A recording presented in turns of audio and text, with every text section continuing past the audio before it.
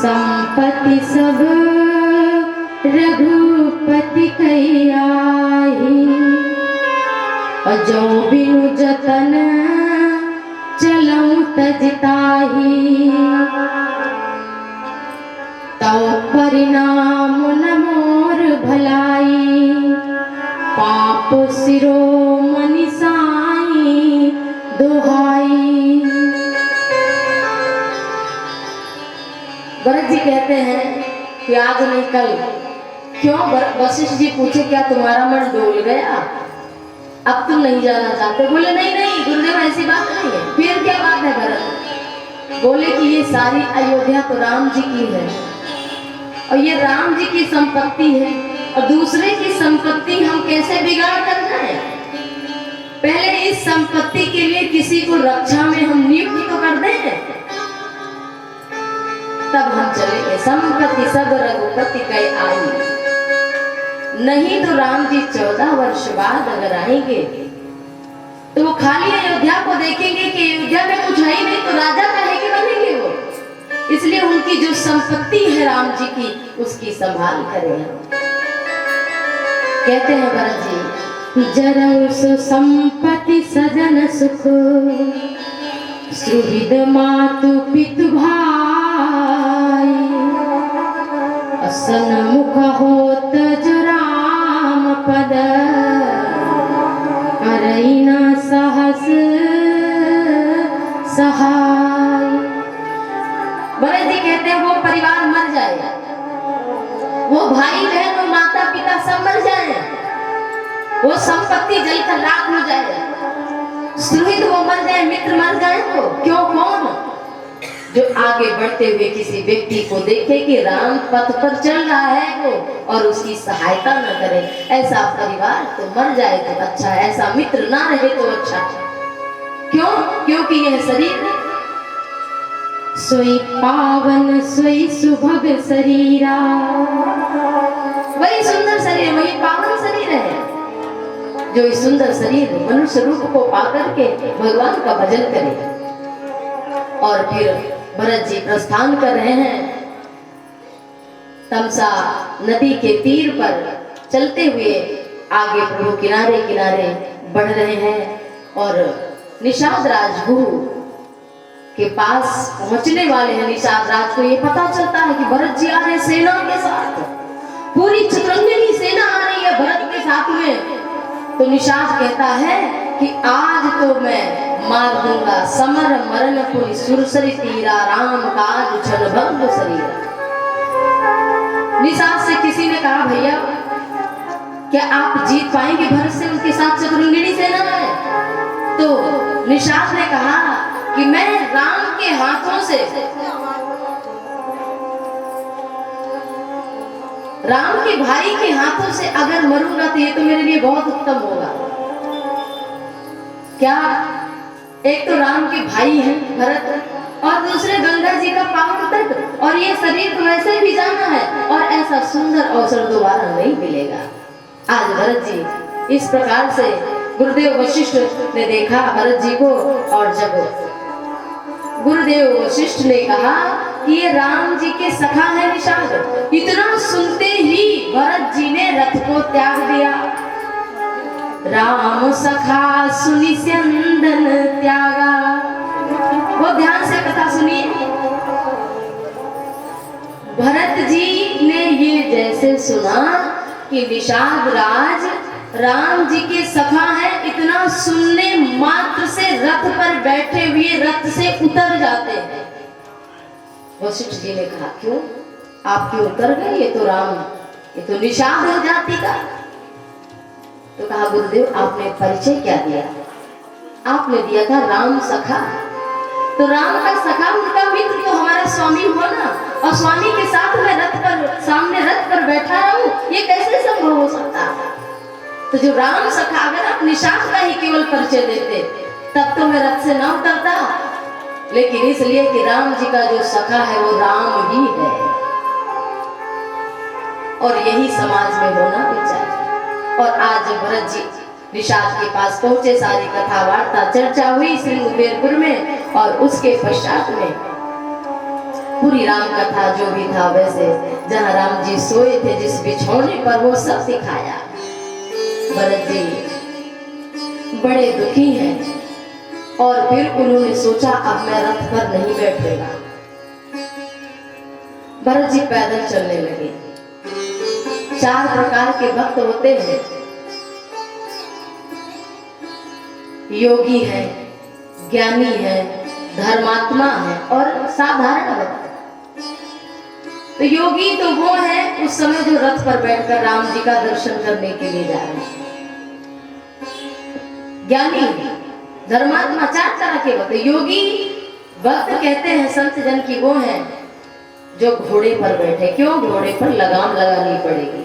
तो इंद्रियां हमारी ये घोड़े हैं, देख है ना, देखना इंद्रियों के ये घोड़े बने, इनमें हरदम ही संयम के कोड़े पड़े। अपने मन को सुमारग लगाते चलो, कृष्ण गोविंद गोपाल गाते चलो। तो जो घोड़े पर बैठे हैं वो योगी हैं। अच्छा बताओ, ये मार्ग बहुत कठिन है कि नहीं? मन को वश में करो, इंद्रियों को वश में करो, पूरी तरह से वे स्वरूप अंदर बाहर पवित्र हो जाओ, तब योगी बन जाओ। कठिन है कि नहीं? बहुत कठिन है। लेकिन एक है योगी, ज्ञानी। ज्ञानी जो हाथी पर बैठकर जा रहे हैं चतुरंगिणी से ना, उनको ज्ञानी कहा गया। ज्ञानी आंख छोटी होती है हाथी की और पूरा शरीर बड़ा होता है। ऐसे ही जो ज्ञानी जन होते हैं उनकी बुद्धि सूक्ष्म होती है, दूर दृष्टि होती है। और धर्मात्मा वो होते हैं जो रथ पर बैठ करके जा रहे हैं। और साधारण भक्त कौन है? भरत कहते हैं हम जैसा, कि 2 पैरों से, एक आगे एक पीछे पैर चलता है कि नहीं चलता। कभी कभी साधारण व्यक्ति क्या करता है, कभी सोचता है कि नहीं भगवान ही सच है, कभी उसे लगता है, फिर कभी लगता नहीं संसार भी सत्य है। तो भरत जी कहते हैं यद्यपि भरत तो महायोगी है, महाज्ञानी है, परंतु वो कहते हैं भक्त ऐसा होना चाहिए जो सबको साथ लेकर चले। कुछ लोग भरत को देखकर नीचे उतर पड़े। माता ने कहा कि भरत आप रथ पर बैठो, नहीं तो सारी जनता दुख पाएगी। तो भरत जी पुनः रथ पर बैठ जाते हैं। आगे भरत जी चल रहे हैं और भरत जी के चरण कमल में झलका पड़ गया। गोस्वामी तुलसीदास जी कहते हैं झलका झलकत पायन कैसे, पंकज ओस कोस कन जैसे। भरत जी जब चल रहे हैं तो उनके पैरों में छाले पड़ गए हैं, लेकिन पता कब चला? भरत पयादे आए आजू। पूरा दिन चलते रहे, रात में पता चला जब झलका देखा गया, फफोले देखे गए भरत जी के चरणों में।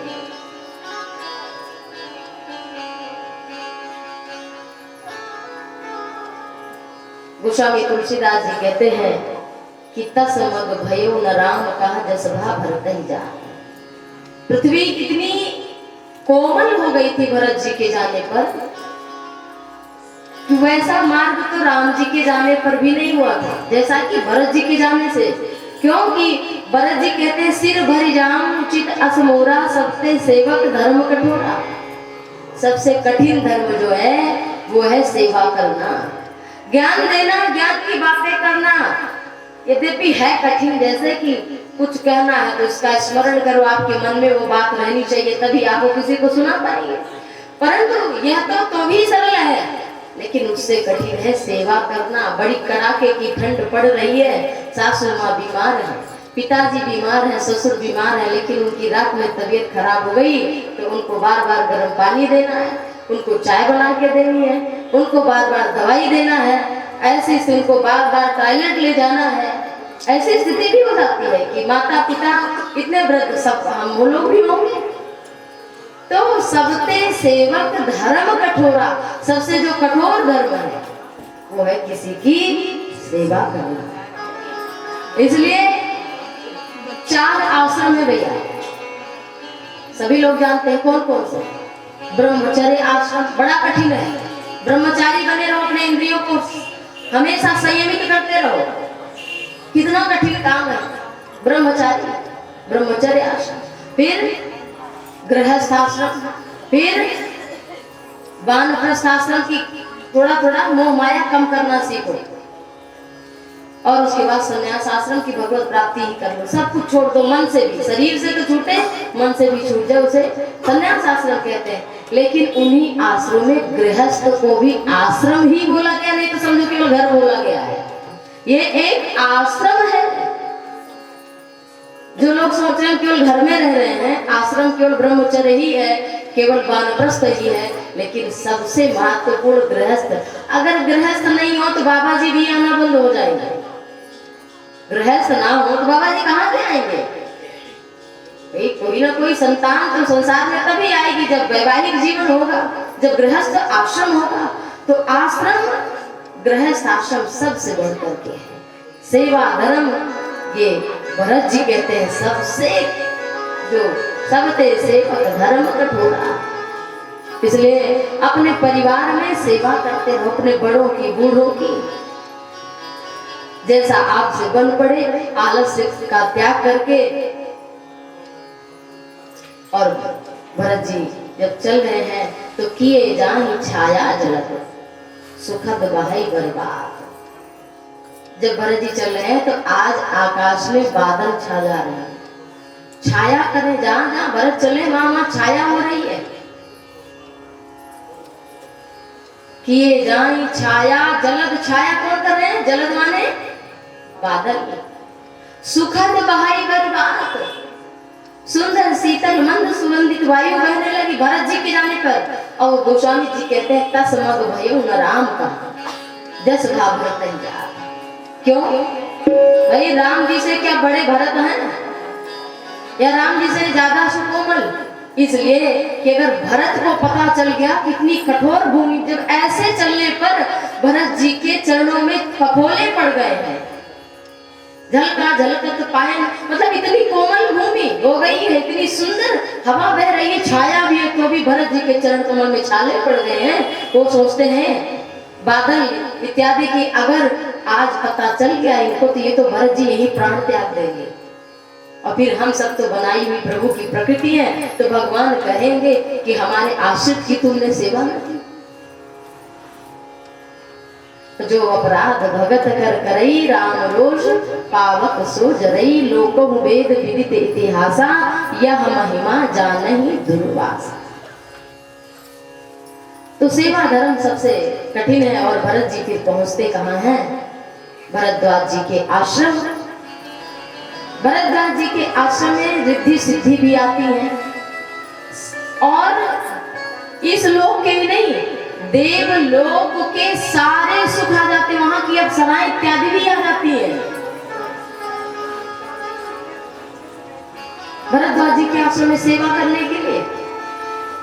भरद्वाज जी के कहने पर रिद्धि सिद्धि आ गई, लेकिन संपत्ति चकई भरत चक मुनि आयस खिलवार, तेहि से आश्रम पिंजरा और आंखें भाव भिनुसार। भरत जी के मन ने भी कुछ संपत्ति को देखा नहीं, मन ने भी नहीं देखा भरत जी का कैसा राम प्रेम है। हम लोग 2-4 दिन खाने को बढ़िया ना मिले, चलो अपने घर कम से कम दाल रोटी तो मिलेगी भैया, ये सोचने लगते हैं मन में, अपने घर रहेंगे भाई, जैसा भी हमारे घर में नमक रोटी हमको मिलेगी प्रेम से खाएंगे।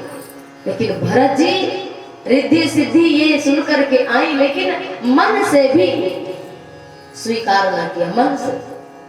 भरत जी ऐसे त्यागी हैं। और गोस्वामी तुलसीदास जी कहते हैं कि जब राम राम कह करके श्वास लेते हैं भरत जी, तो जड़ चैतन्य और चैतन्य जड़ हो जाता है।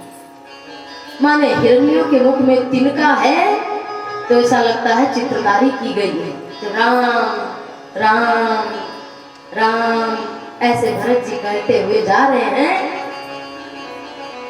तो जो जड़ है पत्थर आदि मानो हिलने लगे हैं, और जो चैतन्य है हिरण आदि सिंह आदि वो सब अपलक नेत्रों से जैसे लग रहा है चित्रकारी किसी ने फोटो बनाया। ऐसे प्रकृति भरत जी के प्रेम को देखकर प्रतीत होती है। भक्तमाल इत्यादि और ग्रंथों में कथा आती है कि जब भरत जी बनाने के लिए जा रहे हैं तब फिर एक लकड़हारा उन्हें जंगल में दिखा। एक लकड़हारा लकड़ी बीनते हुए, वो लकड़हारा राम जी के पास गया था। राम जी को देखा था दूर से, झुरमुट से, और रोज वो देखता था राम जी को चुपके चुपके वहां कहीं आसपास में। तो एक दिन की बात है कि जब वो लकड़ी लेकर के जा रहा था तो देखा कि पूरी चतुरंगनी सेना और भरत राम ही की अनुहारी। तो भरत तो राम जी जैसे हैं, इतने सामने, वैसे सुंदर, वैसे रूप, वैसे गुण, वैसे सील, लेकिन फर्क था बस एक चीज में कि जो पहले जा रहे थे उनके साथ सेना नहीं थी, अब वो हंसते मुस्कुराते जा रहे थे, और बस इनके पास चतुरंगिणी सेना है और ये रोते हुए जा रहे हैं। इतना फर्क है। और ये राम राम कह रहे हैं और राम जी भरत भरत कहते जा रहे थे। जब जप राम, राम जप जय जी, और भरत सरिस को राम समय। भरत जी राम राम जपते हैं और राम जी भरत भरत जपते हैं। तो बस इतना फर्क, बस 3 चीजों का फर्क दिखा उस लकड़हारे को। उसने अपने लकड़ी का बोझ रख दिया, और भरत जी जहाँ कहीं भी कुछ भी देखते हैं, वन को, पशु को, पक्षी को प्रणाम कर लेते हैं, कोई मंदिर दिखता है प्रणाम कर लेते हैं, बस करी प्रणाम पूछे जही ते ही, और कहीं बन बस ही राम हो गई थे। यही सबसे पूछते हैं कहाँ है राम लक्ष्मण सीता, कहाँ है, सबसे यही पूछते हैं। अब क्या देखा, जब ये बात तो भरत जी ने पूछा कि आप कहाँ से, क्या राम भैया को हमारे देखे? हाँ देखा है, आपके जैसे एकदम थे वो, सब कुछ, बस आप रो रहे हैं, वो हंस रहे थे, और बस कभी कभी बैठते थे तो हम देखते थे, चुपके चुपके सुनते थे, वो भरत भरत जप रहे थे। ये भरत पता नहीं कौन है। और ये सुन करके भरत जी के रोम रोम खड़े होते, हमारे भैया हमें इतना प्रेम करते हैं, मैं कैसा भागा, मेरे कारण भैया को जंगल में रहना पड़ा।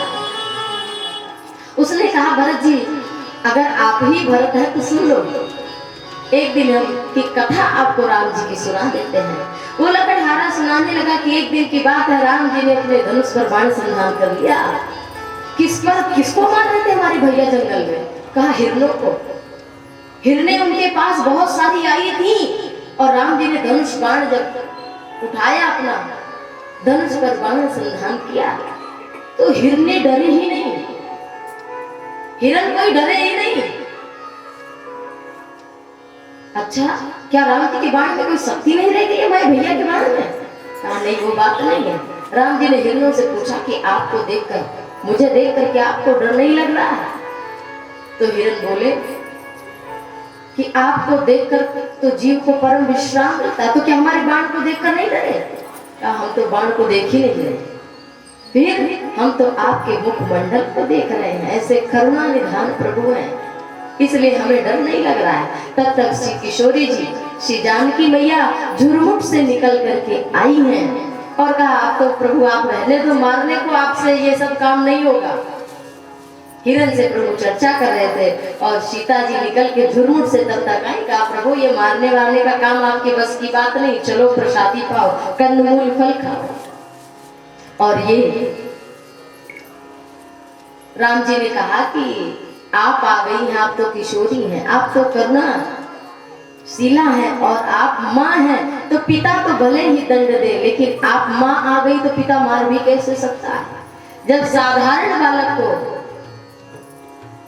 कोई पिता मारता है तो माँ आकर के उसको छुड़ा लेती है, तो जो जगत की माँ है उनकी करुणा की कथा कैसे कही जा सकती है? आइए हम सभी भरत जी के साथ में चलते हैं चित्रकूट। तुलसियावर रामचंद्र की,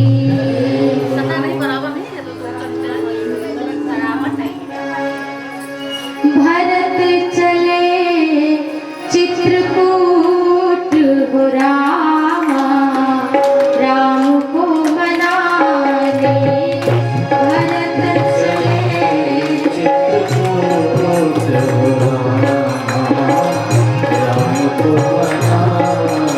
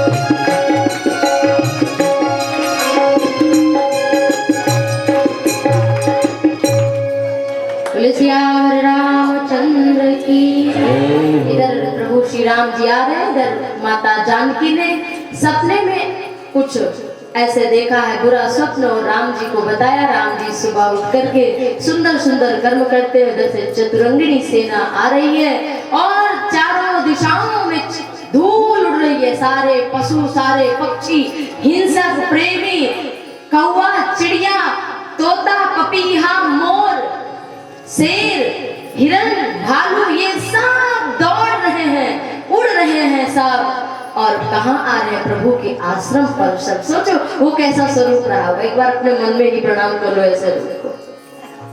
भगवान के पास सारे जीव जंतु आ गए, डर रहे हैं। पता चला कौन आ रहा? चतुरंगिनी सेना। आपके समान कोई आदमी है और लक्ष्मण जी के समान भी कोई है। पता चला कि भरत ही होंगे ये। राम जी बैठकर भरत जी का ध्यान करने लगे और इधर कामतगिरी के नीचे माताओं को रख दिया, गुरुदेव को। आप लोग भी यही रहिए। देखो प्रेमी भक्त सबसे पहले दर्शन पाता है। गुरुदेव पर अभी नीचे ही खड़े हैं और जब पता चला लक्ष्मण जी को कि भरत आ रहे हैं तो कहा तुम दोनों भाइयों को मैं मार दूंगा युद्ध में। लक्ष्मण कहते हैं जो सहाय कर शंकर आई, तव मारम रन राम दुआई। अगर आज काल भी आ जाएगा तो उसको भी मार दूंगा। तो दोनों भाई किस खेत की मूली है। राम जी पर कोई आंच जब भी आती है राम को बोलना नहीं पड़ता है। शेष तो हमेशा तैयार रहते हैं कि राम हमारे मणि है और फड़ी पर, फड़ी को तो सहन नहीं होगा। तो फिर उसी समय आकाशवाणी हुई कि तात प्रताप प्रभाव तुम्हारा, को कहीं सकई को जान निहारा। हे लक्ष्मण, आप यद्यपि युद्ध में काल को भी मार सकते हैं परंतु मारना किसको है ये तो पता होना चाहिए। हमने बल बहुत हम हर किसी को दंडित करें, लेकिन कहा तात प्रताप प्रभाव तुम्हारा, को कह सके, कौन कह सकता है, कौन नहीं जानता। लेकिन फिर भी बिना विचारे जो करे सो पाछे पछता है, इसलिए विचार करके करो। लक्ष्मण जी थोड़े ठंडे पड़ गए। कहा राम ने भी रुको, देखो तो कौन आ रहा है। और इधर राम जी भरत जी का ध्यान कर रहे हैं। मुनियों की सभा भी बैठी है। लसत मंज मुनि मंडली, सारे जीव जंतु, पशु पक्षी, हाथी घोड़े जो भी हैं वो सब, जंगल के हिंसक पशु सब आ गए हैं। जिनका प्रेम का स्वभाव है ऐसे पशु भी आए। सारे पक्षी यज्ञ तत्र बैठे हैं। मुनियों की सुंदर मंडली बैठी है। लक्ष्मण जी श्री राम जी की रक्षा के लिए धनुष बाण लिए मध्य में है और श्री राम और जानकी एक सुंदर वेदिका पर विराजमान है।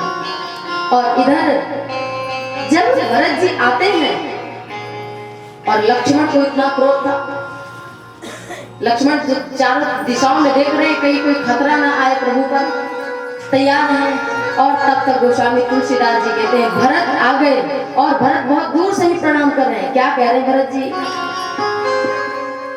पाहि पाहि कही नाथ, पाहि नाथ कही पाहि गोसाई। भूतल पर लकुट की नाई, पाहि नाथ कही पाहि गोसाई।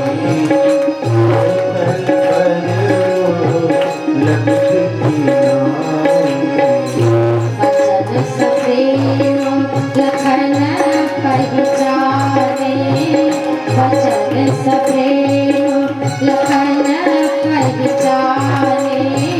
करत प्रणाम भरत जी जाने,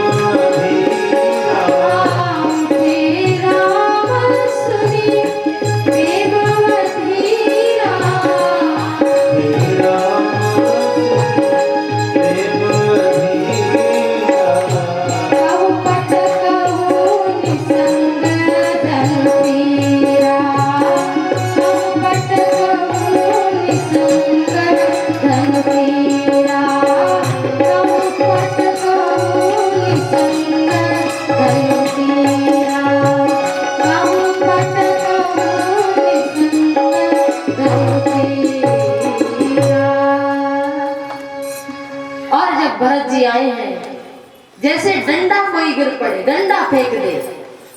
इधर भरत जी को देह भान भूल गया और धरती पर पड़कर कहने लगे, हे नाथ पाहि नाथ कहीं पाहि गोसाई। हे नाथ ऐसा करते हुए भूतल पर्यो लकुट की नहीं। लकुट माने डंडा, जैसे कोई डंडा धड़ाम से गिर जाता है, ऐसे ही भरत जी देह भान भूल गए और धरती पर गिर पड़े। राम जी तो हृदय में भरत का ध्यान कर रहे हैं, बाहर देख ही नहीं पा रहे हैं। और फिर लक्ष्मण जी कहते हैं चरणों में प्रणाम करते हुए कि भरत प्रणाम करत रघुनाथा।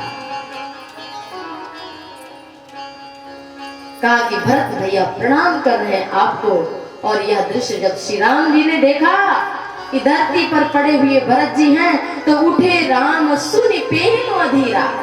राम जी प्रेम में विह्वल हो गए।